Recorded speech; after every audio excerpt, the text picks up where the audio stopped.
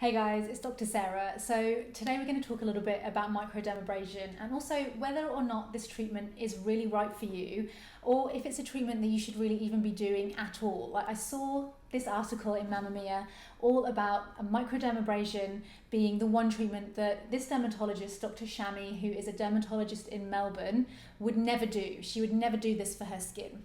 She says even, microdermabrasion, she hates it. So that's a pretty strong response to a treatment that's a really popular skin treatment that lots and lots of people really love. So what's the problem with microdermabrasion? What does it actually involve? And why does she hate it so much? Why is it something that maybe you should be reconsidering when it comes to your skin treatments that you're deciding to do for yourself? So let's dive into this article and basically go through a little bit about what microdermabrasion is and why it's a treatment that maybe you should be reconsidering. So it's a very popular skin treatment. It's a quick in-clinic treatment that gives your skin a really deep clean and deep exfoliation. It leaves your skin feeling soft, smooth and fresh. And that's one of the things that people obviously really love about it. So that softness, the glow, people really love that feeling of cleanliness of their skin and how it really can make their skin look and feel amazing. So why is it that Dr. Shami does not recommend microdermabrasion?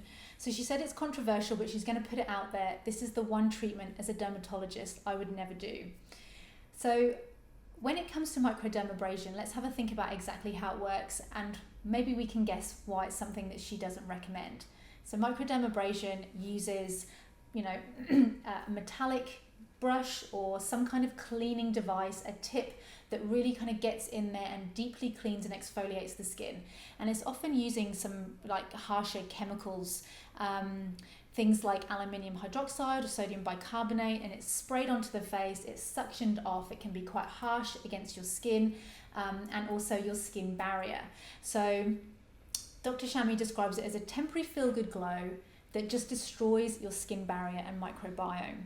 So let's take a little bit of a closer look at what that actually means. So here is the structure of your skin. You have your dermis. This is where you find your sweat glands, your hair follicle. Your hair follicle opens up at the surface of your skin, but you've got the hair shaft. You've got your the root of your hair associated with your sebaceous gland. Your dermis is also the place where you find your collagen mainly and elastin. It's what gives your skin structure and firmness. And then you also have your epidermis, which is the top layer of skin. So the epidermis is made up of gradually maturing keratinocytes or skin cells that once they reach the very top layer of your skin, forms your skin barrier. So those skin cells, in conjunction with natural lipids in your skin, things like ceramides and fatty acids, cholesterol, they make up your skin barrier, which forms kind of brick and mortar type configuration. And then on top of that, you have lots on your skin surface: bacteria, viruses, fungi, mites. These make up a very unique ecosystem, which is completely unique to you, like a fingerprint. Your skin microbiome is unique to you and only you. And that, in conjunction with your skin barrier, so those skin cells and those lipids, make up your skin barrier and your skin microbiome. It's really important to have a really functioning and healthy skin barrier, and that involves looking after all of those good microbes and bacteria, viruses and things that naturally inhabit your skin surface. So those, in conjunction with that skin barrier, really help to prevent things like inflammation, triggering of other inflammatory skin conditions or skin barrier issues like eczema, rosacea, acne, and also help to prevent your skin from becoming too sensitive. So you want all of those things to be working in conjunction together to keep your skin looking healthy. So if you imagine you're coming in here with the microdermabrasion device and you're removing all of this layer, you're taking off the top layer of your skin, you're really exfoliating and getting down into that sort of stratum corneum, that part of your skin that's forming your skin barrier.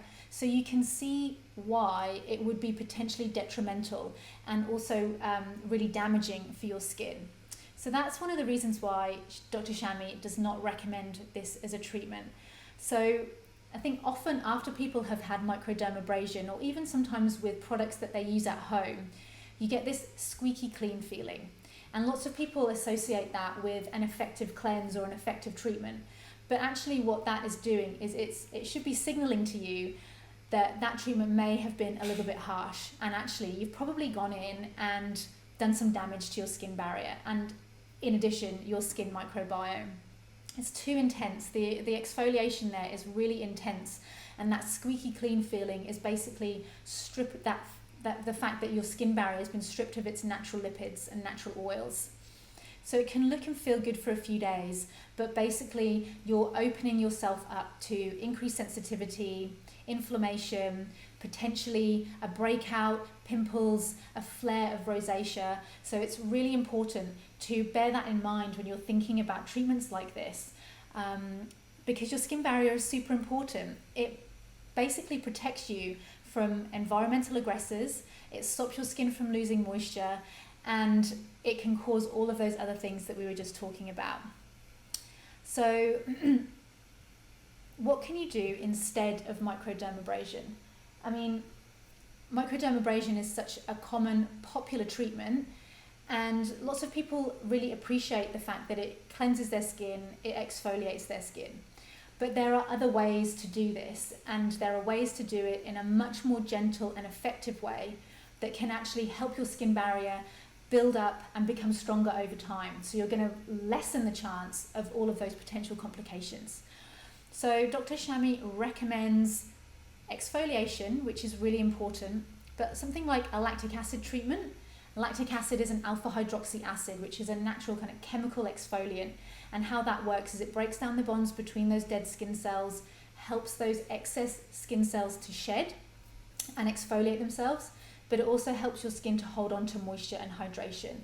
And if you've got slightly more oily skin or problem skin like acne, something like salicylic acid is another good option, because that again is a chemical exfoliant, but it helps to get down into the pores and clean out those pores, reduce congestion, and also help to treat things like acne.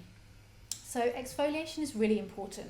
If we go back to this diagram again, as we get older, the process where these skin cells that sit in the epidermis here, they become more mature and they get to the surface and they naturally shed off.